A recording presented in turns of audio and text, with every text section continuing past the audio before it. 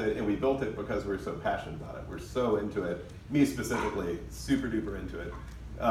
Maybe I'm not as into it as I was because it's not exciting. I'm not like creating new things. You know, it's kind of now we're just maintaining, and now I'm just moving ice machines and finding walk-in coolers and stuff. But yeah, it's totally worth it. I mean, I don't know what else I would do. It'd be pretty weird to wake up and not go there in the morning. Yeah. That also, so you kind of talking about that. So obviously with what happened with the fire in the smokehouse, now this kind of gives you a unique opportunity that a lot of entrepreneurs maybe have at an early point, but not when they've experienced significant success. So yeah, rethinking your business. Rethinking the business, and I think that's probably the number one reason why I wasn't super bummed when we had a fire.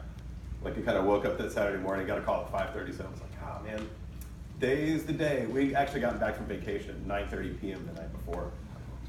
It just our flights barely made it in.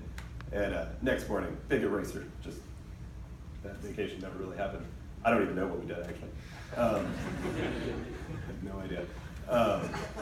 But yeah, so I kind of thought about it. I was like, well, everybody's like, oh my God, this is terrible. It's the worst thing ever. It's like, hey, it's not that big of a deal. There are a lot of aspects to like why we shouldn't be bummed out about a fire. And one of them is what you're talking about. I mean, the first thing is that roof leaked. So now we can fix one and build a better roof. We need a new walk-in cooler. It was the weekend of Harvey, so we're pretty small potatoes on the grand scale of things. There's a lot of terrible stuff in this world right now. And our little restaurant catching on fire. Who cares? It's just a building. Nobody got hurt. Also, we cook with fire in a small room, and it's kind of bound to happen eventually. It was a wood-framed building. I was kind of prepared for something bad to happen one day, so it wasn't a big shock when the phone rang. But the cool thing, and I think the most positive aspect of the fire and being shut down for a few months is the fact that we do get to rethink it. Like, we're totally been given like a rare opportunity because like you're saying, you get so busy and it's like, well, how do you change this? How do you stop? How do you do maintenance? We cook 24 hours. I mean, it never stops. It's always time to make the donuts. So being shut down a little bit, has given me a little bit of time to actually spend time with the family. We're like, okay, this is great. Like, I don't have to work, 18 hours a day, and I'm not going back. They can't make me go back. They don't even need me anyway. Everybody else, I don't even cook anymore. They totally don't need me. But the best thing about it is that we get to kind of restructure some stuff, and where kind of the biggest hurdle for Franklin Barbecue has always been that everybody thinks it's one guy that started this place. Everybody thinks it's one guy that runs it. Like, I'll walk outside and be like, oh man, shouldn't you be cooking right now? Who's cooking all the food? And I know they're kidding, but it's like, really, man? Like, no. It takes a lot more than one guy to cook 120 briskets, 72 racks of ribs, 30 pork butts, 25 turkey breasts, 150 pounds of sausage, serve 700 people, and cook 24 hours. So it's cool that now we can finally, kind of get through that. So like, officially, I'm not the only guy that works there, for the record. But the fact that it started off as a one-man show with my wife paying the bills and stuff, like, nobody really understands that, like, she is about 50% of this. Like, she pays the bills. She helped do everything. I mean, all that stuff. So now, instead of like a restaurant that's evolved out of a trailer, that evolved out of some guy's backyard, it's actually a restaurant that's built by everyone. So everybody that works at the restaurant, it's about 34 people on payroll, give or take 34.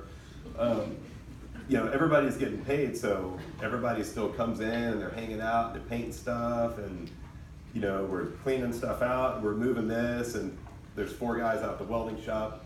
There's 3 people at the office. So now it's like everybody's got a part of building this new restaurant. It's not Franklin Barbecue anymore. It's like everybody's barbecue. And I think that's just about the coolest thing ever. So when you, kind of from where you started off, when it was just you, how did you go about building that team and like people you trust to keep that product to be excellent? Well, it started off really small. I mean, 8 years ago, we hired one guy, hired another guy, and then just kind of, you sort of figure it out. We really don't hire people based on skill, although it's nice if they know how to do stuff. But we really hire more based on work ethic. If I think they're going to fit in, are they going to be part of the family. I don't want to say team because that sounds like, hospitaliano.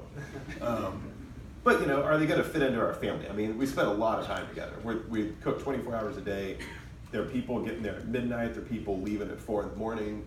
People get tired, and they've got to really lock in. They really got to care for each other. And they got to be there to help each other out a lot. So it's more than just like a job where you show up. So I try to hire people that I think are going to fit in, with a little bit of skill. Like, are you good with your hands? Do you have common sense? Do you like to work on cars? Do you like to build things? Did you go to culinary school? If you did, you're probably not going to get a job at our place. Because, I don't want to take on somebody else's bad habits. And it takes about 3 years to really train somebody to cook, where they really, really start getting pretty darn good at it. So yeah, I mean, it's based way more on personality. And just kind of, if we think they're going to stick around for a while, it's like, can you give me 3 years? All right, cool. So last serious one before we get to some lighter, fun questions. So I know you did a lot of stuff with Hurricane Harvey, you kind of mentioned it. Talk a little bit about some of the relief efforts that you helped out with there. So we did two benefits on 2 Sundays at the Mohawk downtown on 10th and Red River.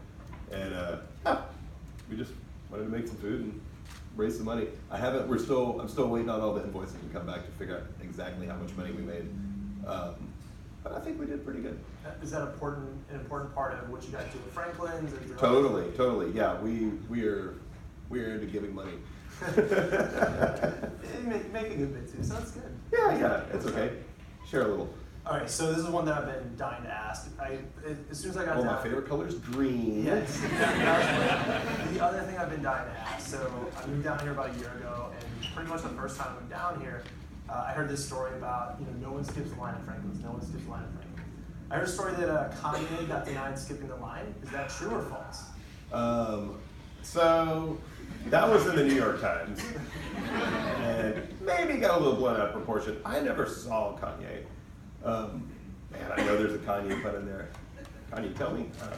I don't even know what the guy looks like, so I don't really know. Don't watch too much Keeping Up with the Kardashians? Totally not watching that show. But, so really what did happen is I was standing in the kitchen one morning, it's about 10:30, 10:45, just about to open up for lunch, drinking an espresso, he's out, having a spro, and 2 people walked in the kitchen door, wearing sunglasses and they're dressed real nice and stuff. It's like, who are you? Why are you? What? What's going on? Like, oh, we need the special table. I'm like, yeah, right, whatever. They're like, no, we're VIPs. I'm like, oh, okay. Like, we're with Kanye. I'm like, oh, okay. Well, and that was before we had the smokehouse. So this is probably the slickest move I've ever had. I'm gonna tell my kid this one day, and she's gonna think I'm a moron. So I opened up the kitchen door. I was like, oh yeah, I'll show you where the VIPs are. Kind of guide them outside. And there was a line pretty far down. I was about halfway through. I was like, see the back of that line? Those are all VIPs down there. Have a nice day.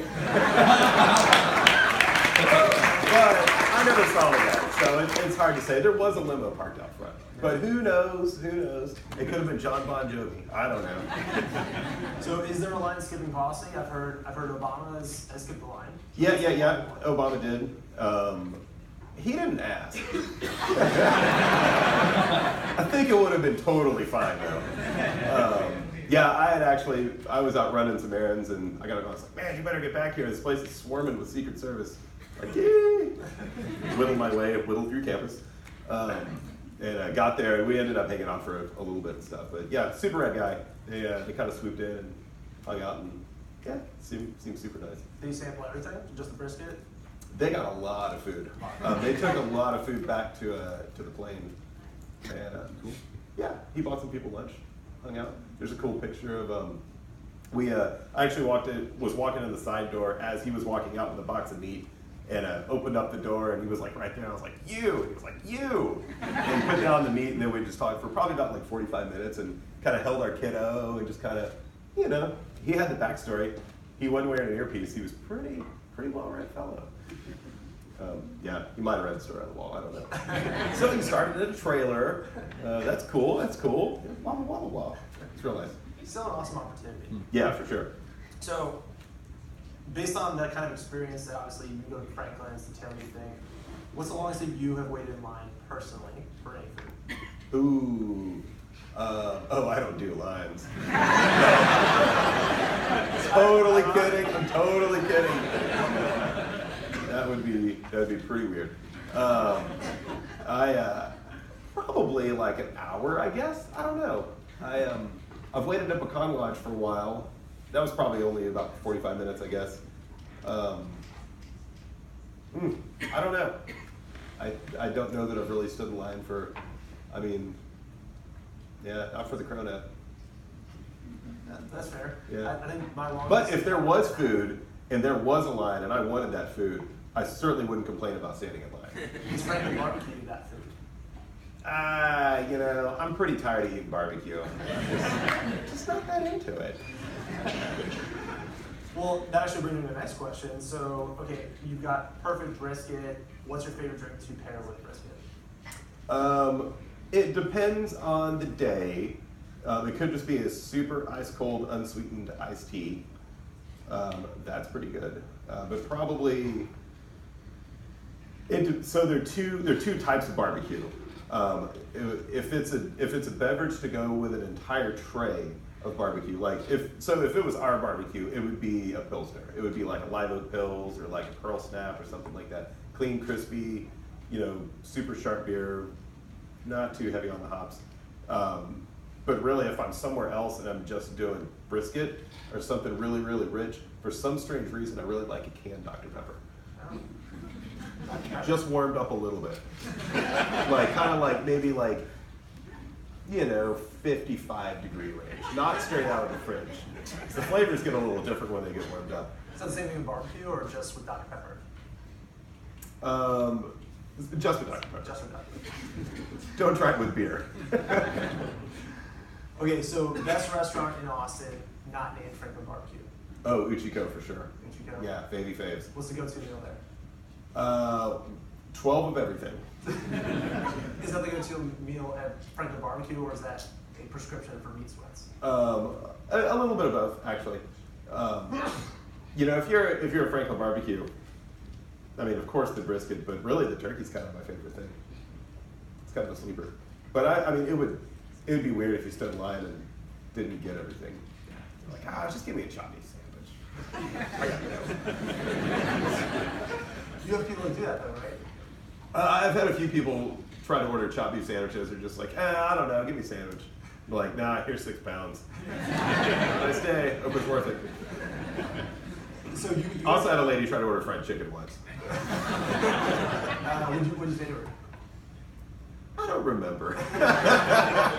I was actually cutting that day for lunch. I think I set down the knife and was like, let's talk for a minute. Let's have a powwow. Let's riff. I was like, do you know where you are?